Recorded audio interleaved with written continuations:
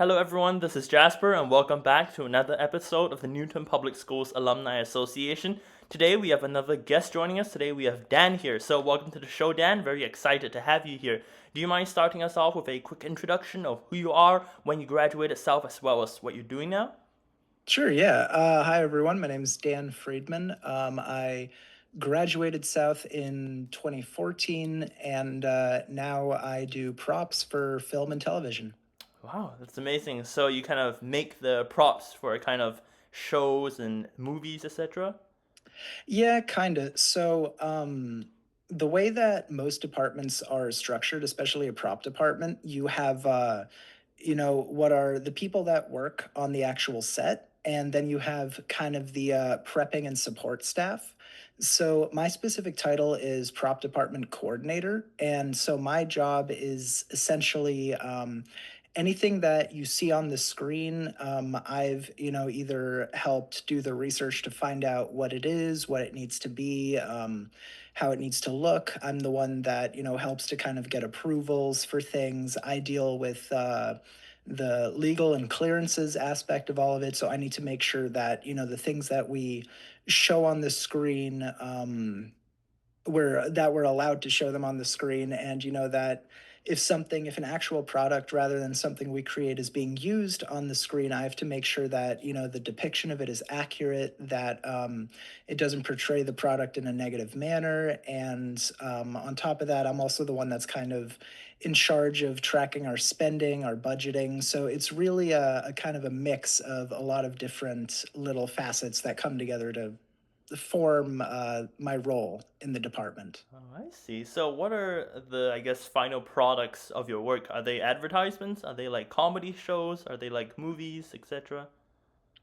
So I kind of bounce around between shows. It really depends on the way that our hiring process works. Is that the prop master, who's the head of the department, will be contracted out to do a show. He's the one that then applies to these shows, and if they bring him on, then he basically says, okay, this is my team. These are the people that I want to bring along with me. And then he's the one that then brings me on. So basically he's a contractor essentially, and I'm kind of like a subcontractor in the department that he hires on. And um trying to think. So on top of that, then like it depends what we do. Sometimes it's comedies, sometimes it's drama. Right now, we're working I on see. season 2 of The Pit, which is a big medical show starring Noah Wiley, and so that's been Oh, a really, really fun challenge because it's a whole different world. I got my start working with this prop master on Modern Family, which was oh. half-hour comedy, a lot of hokey props, jokes, that kind of Yeah. thing. So it's really interesting to go from like the comedic aspect of it and what makes an item funny versus real life medical stuff and having to research like what kind of scalpel would they use for this, what kind of gauge cc syringe are they using on this specific patient, if this one patient is brought in with this specific ailment, what kind of tools and technology do they use to diagnose the patient Wow. and keep them alive. So it's really a lot of everything. That is really, really specific and very deep research needed to, I guess, make it as accurate as possible. And would you mind, I guess, talking us through the process of, how you got to the role you are now? Like maybe is what you majored in college kind of aligned with what you're doing now? Yeah, so it kind of is, kind of isn't. So after Newton South, I was, lucky enough that while I was at South, there were electives offered that kind of Oh, really played to my interests. Because, I remember when I was in eighth grade, everybody, all the eighth graders, you get that big, I don't know if they still do it this way, but back then you would get this big book that, listed all of the electives essentially. And you would go through and there was like a list of electives and then kind of a small description of what that is. And so I remember going through that in eighth grade, and I'd always kind of been more interested in kind of the creative aspect of making videos. And my friends and I, we would shoot just like short films using one of our laptops propped up as the camera with the webcam shooting. And I remember I saw an elective called Video in the Digital Age, and that sounded really Oh, interesting to me. It was in the media lab at Newton South. I don't know if they still have that, where they had a lot of older computers and kind of older technology video cameras. But with that, we learned how to shoot and edit, and it was all really hands on. And I realized kind of like that's what I want to do, some sort of hands on aspect of the filmmaking process. So I got the opportunity to get, exposure through that, and then also through Mr. Weintraub's film studies class, which I think he still does. Which I know you're a rising senior. It's a class he offers for seniors. If you get a chance, take it. He's incredible. It's an amazing okay. class. Um, but so those two kind of helped form, or I guess solidify what I wanted to do with my life. And so I went to Emerson College right over here in downtown Boston. And I studied, my major was visual media arts with a concentration in cinematography. And Okay. while I was there, I made friends with this kid. He and I became pretty close friends. And after like a year of knowing him, I started kind of picking up on the fact that like he would wear hoodies that said Modern Family on it, or a hat Oh, that said Modern okay. Family on it. And I was like, hey, what's the deal with this Modern Family thing? Are you a super fan? I'm just curious. Where are you getting all this stuff? And he kind of said, oh, don't tell people because they'll at film school they'll try to be my friend just for this reason. But my dad's executive producer on the show. And I was Oh, like, oh, interesting. Okay. And then I did a semester in Los Angeles over here at the satellite campus that we have on Sunset Boulevard. And he texts me over Thanksgiving break and asks if I'm going back to Boston for Thanksgiving. And I said, no, I'm going to stay in LA because the semester ends 3 weeks later.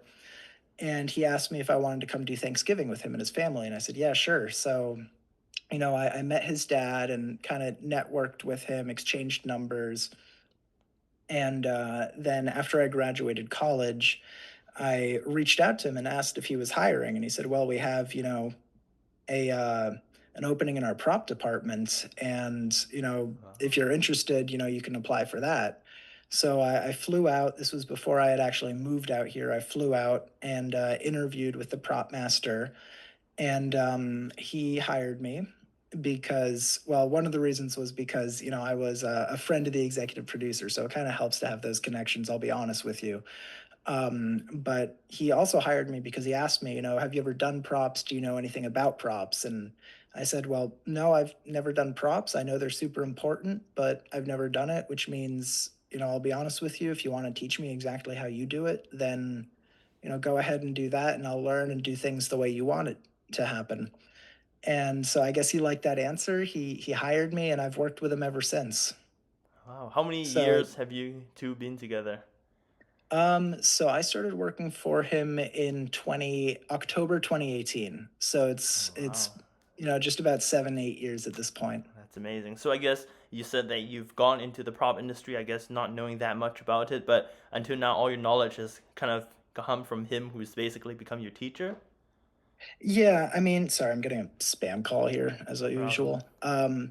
Yeah, so he's my boss, but he's also kind of my mentor in the sense that, I everything that I know about the world of props, I know from him and by extension the assistant prop master of the department who also, has taught me a lot of stuff about how things work on set, and then I've kind of learned how things work in the office, and a lot of it is also just kind of it's been taking the initiative and kind of realizing where my strengths lie and then trying to see how I can move that around to help support the department, and kind of put myself in a position where it's hard. What you want to do in any of these types of departments is put yourself in a position where replacing you is too painful, because Right, you'd have yeah. to train up someone new completely, and Hmm. that kind of helps the department gel and stick together like me and prop master and the assistant prop master specifically, who's actually now he's our on-set prop master, so he got a promotion.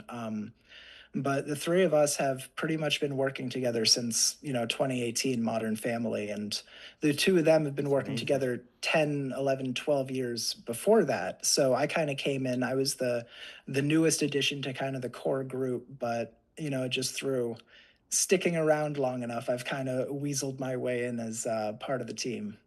I see. Well, that is a very fascinating life experience. I guess, just to kind of end things off, is there maybe one or two things that you feel throughout your entire journey of doing props as well as theater you feel might be the most important or it contributed the most in taking you to where you are today?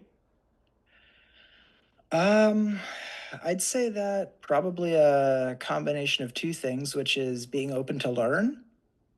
Always be open to learn. And also, just this is, I've been very fortunate, very lucky. I know that, there's thousands of people in this city that would kill to take the position that I have. And I think the Oh, biggest contributing factor has honestly just been being in the right place at the right time and, saying hi to the right people.